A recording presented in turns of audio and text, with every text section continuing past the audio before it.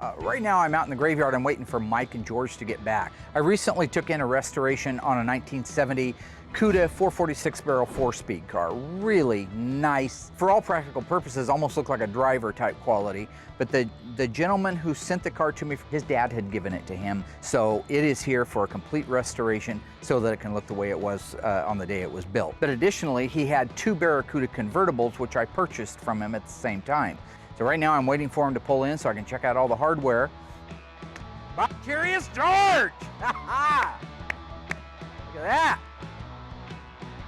Look at the lights in those. That's the coolest front end on the planet right there. Those park lamps up in the grill. Back Curious George, always changing teams. You're talking about a Barracuda convertible 70 and 71, the only years they were available in the E-body. You're talking rare stuff anyway. Are they as collectible as a Hemi car? No. You get down to like the Barracuda 318 3-speed, they only made 125 of those cars total. On the blue car, the Grand Coupe, they actually made 381 of those. So still very rare compared to the cars of the day. Oh, the badges are on it. I thought they weren't. I love those. That's the Grand Coupe crest. Look at those wheels. Tell me that isn't 1979. Polyglass tires, 8-inch rims in the back, 7s in the front. Look at the dish on that.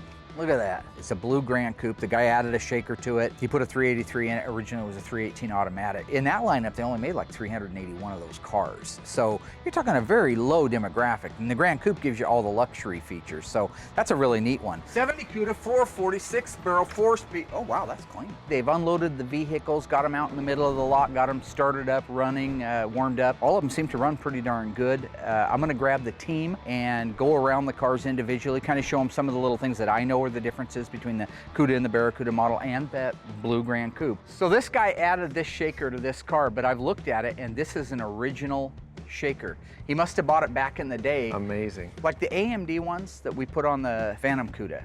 They're beautiful. They're perfect. They're new metal, but they're subtle, very subtle little differences that tell you, if you look at one, what the differences are. And there's probably more than even I know about, but the first thing I always look at is this rib right along here. See 1, 2, 3, 4, 5 spot welds? Yeah. If you go pop the hood on the green car, it's got 5 spot welds and 5 spot welds.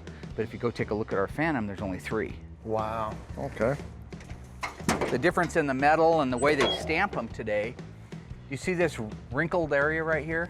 Oh yeah. The metal had to go somewhere when they stamped it.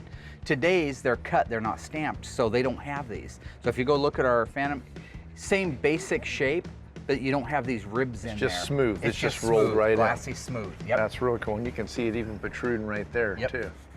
Another one is this mark right here. If you feel right there, you have a little bit of a bump from the transition from this and the sheet metal all moving around. Yeah.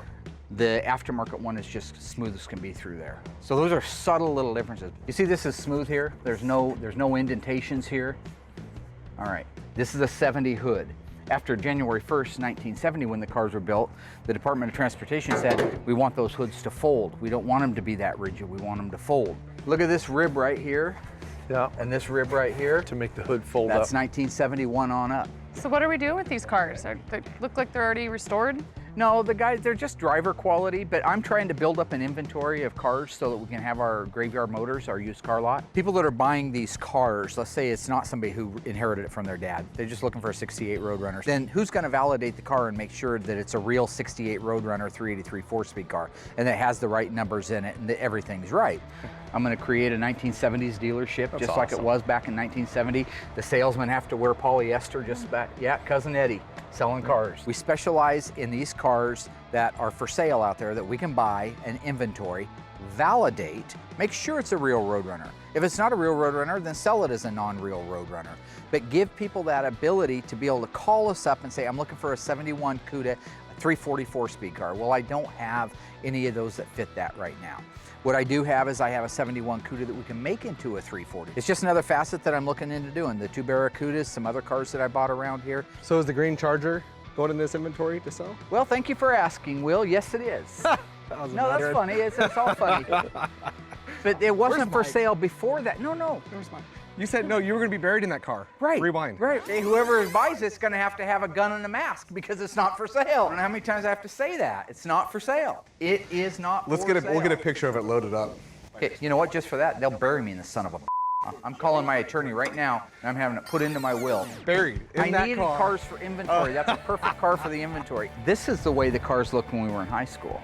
So the ones that we're redoing now, we're redoing for nostalgia purposes to put them back the way they were on the assembly line. But every kid in high school drove a car with great big Kragers or appliance or slotted mags and meats hanging out past the fender wells, chewing up the back of the car. Back then it was all bias ply. These are still bias ply. So this is kind of that look that every kid had when he went to school back in the 70s. It's awesome, yeah. A bias tire design allows the tire's body to flex easily, providing a very smooth ride on rough surfaces. However, it came with a significant disadvantage, as the tire would lose control and traction at high speeds. In 1967, Goodyear created the Polyglass tire, which was a bias-belted tire equipped with a wider tread and belts made of fiberglass. It was a safer and more reliable tire design, which began appearing on passenger cars like the Plymouth Cuda in the late 60s. However, the Polyglass tire and its competitors were eventually replaced by steel-belted radials. This one, the manual top 318 3-speed, this is the entry level. If you wanted the basic, most inexpensive Barracuda convertible on the planet, that's the car. Manual drum brakes, 3-speed transmission, manual top. But then you get over to this car, which is a couple interesting things is, now on the Cuda package, again, this is a BS car. BS is Barracuda, S is special, meaning this is the Cuda, right? Standard on the Cuda in 1970 were these hood pins. Standard. If you got a Cuda, you got hood pins. But these running lamps, these road lamps, factory calls them road lamps, those were standard in the actual Cuda package in 70, whereas in 71 they were optional. Yep. The gills, the rocker gills, those are standard on all 70 Cudas on yep. a Cuda model. The Grand Coupe standard had a louvered one that you see on there. Yeah, it's got the ribs that And then the run over Barracuda would have had nothing there.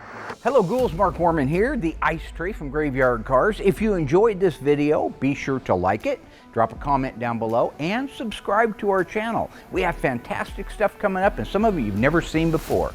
I gotta go insult people. Hey Alice!